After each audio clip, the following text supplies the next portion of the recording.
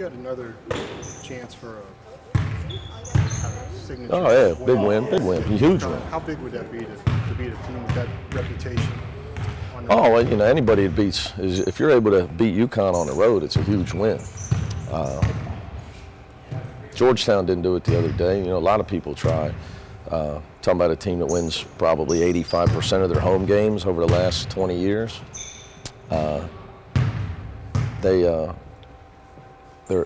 a different type of UConn team, but it was smaller, more guard-oriented than the days where I had to beat my head up against Coach Calhoun and 7-footers all over the place. But they got really good players. They got NBA scouts at their games for a reason. Daniel Hamilton's a tremendous talent.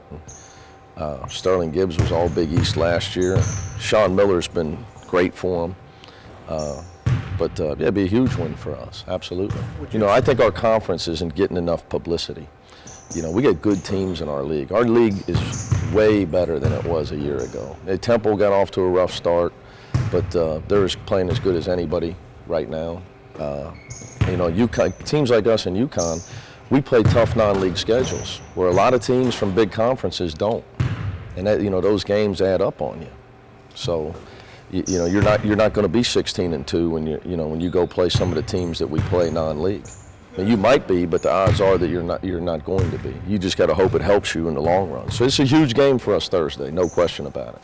Looks like it would seem another grinded-out type game. Both. Well, I hope not. I hope not. I'm sure Kevin and I both hope that it's not. But historically, our kids compete so hard against each other defensively that the game, I don't think, has ever been high-scoring when we've played each other. I don't know if it's ever been. I know that a couple of years ago up there, I think it was 36-34 at the half, and it ended up in the 50s.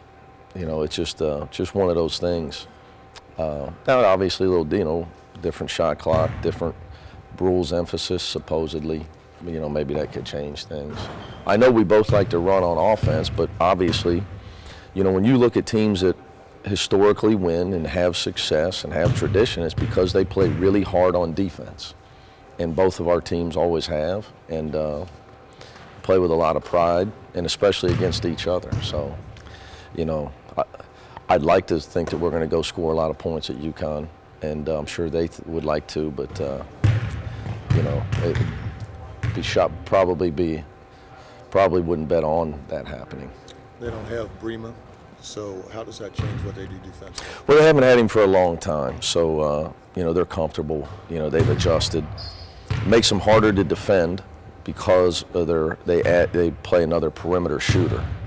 And for a team like us that is bigger, I'm concerned about their shooting and their perimeter offense, beating us off the dribble with our bigger guys. They overcome it on defense and rebounding with heart. They just play really hard. They play with a lot of pride in who they are and the program they play for, and they just overcome it with heart and hustle, double teams, extra help, and just play with competitive toughness. Does it change your approach on offense, knowing that guy's not there in front of guarding the rim, protecting the rim? Yeah, I mean, they've always been a tremendous help defense team. So it's they're probably even more so now because they don't have the shot blocker at the rim. But they're still it's hard to get the ball to the rim on them, just because of the way they dig in and they don't give ground. Kevin he just won't let them give ground defensively. He's not going to let it happen. Coach, you said over the weekend for your seniors, you were telling them it's now or never. As you are now in the heart of conference play, what's kind of been the message this week to your team? Nothing different, really, to be honest with you. For us, you don't really even have to tell them. They start to sense it.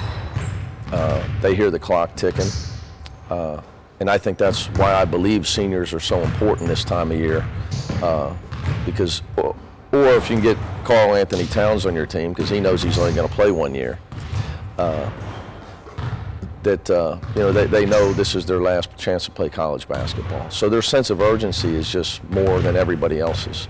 My message to our team is everybody needs to be like them for them, because it is their last chance. And the guys have been great, but our guys have been great all year. We just had some tough losses and some close games and played a really hard schedule. But we've had a group of guys who've been great to coach all year. We just got to make sure that we pack our lunch Thursday night, because UConn knows it's a big game too. And, they know as well. Are you a better team when you play fast? I think everybody's a better offensive team when you play fast. The key is you're going to have more defensive possessions. How do you maintain your defensive efficiency? This is just for everybody. I don't think this would just be coaching. How do you maintain your defensive efficiency? And that's why I allude to conditioning, because more possessions, more running up and down, more cardiovascular toughness is required, probably more bench play is required. And I think you're definitely better offensively, definitely, because you don't have to grind it out against the other team's defense and their scouting report, in particular UConn, like a team like them. If you play 5-on-5, you're not getting out of the 50s. If you play 5-on-5 every possession. The question is, are you athletic enough? Are you in shape enough? Are you deep enough to then be just as effective playing defense 20 more times per game?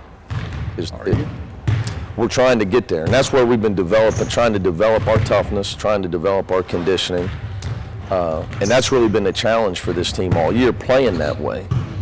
Where I think that if you look back and you say, well, against Butler, say against Iowa State, where a couple times we didn't get a rebound or didn't get a stop, was it because we played defense 17 more times in those games than maybe we would have at the pace we were playing last year? Practicing faster rate too. We've been doing that since this summer. Who benefits other than Shaq, obviously? Everybody's numbers are going to be higher if you score more points. Yeah. The question is your defensive numbers. But to answer your question, I think it's Farad Cobb would be second most, because he gets a lot more shots where defenses can't find him. Because of his size, because of it's January and teams know how well he can shoot the ball, if they can set up, their game plan, first thing is that you can't let Cobb shoot open threes. But if they can't find him in transition fast enough, then he gets those shots early in the shot clock before they can gear up on him. Because he's not a guy, obviously, he can't shoot over people. So I would say him definitely would be the second. And then the third part of that is I think it's easier to get the ball inside before they set up. So the big guys are able to get it before they're able to set up and stop them from getting it inside.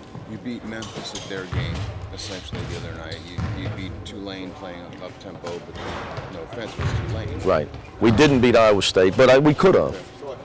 Playing their game, really. So it's not necessarily... We're trying to make it our game. Right. But we've been trying all year. It started in the summer. Okay. And it's been getting us to that's what people it's the whole, and playing a good schedule and being able to do it and still be able to defend efficiently while playing more possessions. And that requires toughness on the kids' part. I think your bench has got to be a factor as well. Okay. So it's not necessarily either or. You can do both. You can still be solid defensively and play that up-tempo game as long as you're mentally and physically prepared. Oh, there's plenty of teams that do it. I mean, in the pros, obviously the best teams do it in the pros.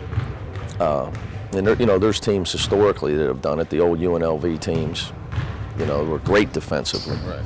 You just got to make sure you're doing the running. But I think conditioning's huge, and cardiovascular toughness, fortitude, whatever you want to call it. And bench is a factor. You're going to have to play your bench. Is there any of it involving you maybe letting go a little bit and letting Cocaine or whoever control the game on the floor more? That's what I want him to do.